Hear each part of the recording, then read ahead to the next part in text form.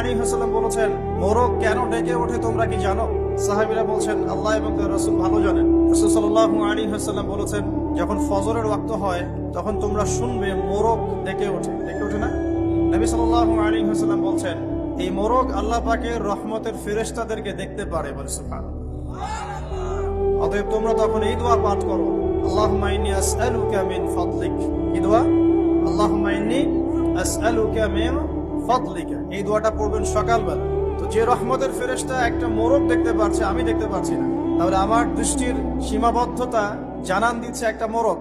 আবার আমাদের সবার দেহে আছে আত্মা বা রূহ। নবীকে প্রশ্ন করা হয়েছিল, ইয়াসআলুনাকা আনির রূহ, তারা তোমাকে রূহ বা আত্মা সম্পর্কে জিজ্ঞেস করে। কুলি রূহু মিন আমরি রাব্বি, বলে দাও রূহ বা আত্মা হচ্ছে তোমার রবের আদেশ মাত্র। ওমা উতিতুম মিনাল ইলমি ইল্লা কালিলা, এই রূহ সম্পর্কে তোমাদেরকে বেশি জ্ঞান দেয়া হয় নাই। আমরা ঘুমাই, আমাদের দেহ থেকে আত্মা প্রস্থান করে সাময়িকভাবে, আমরা কিন্তু আত্মাকে দেখতে পারি না। যে মানুষ তার দেহের মধ্যে থাকা আত্মাকেই দেখতে পারে না, তার দৃষ্টিভঙ্গি কত সংকীর্ণ এটা কি বোঝার অপেক্ষা আছে?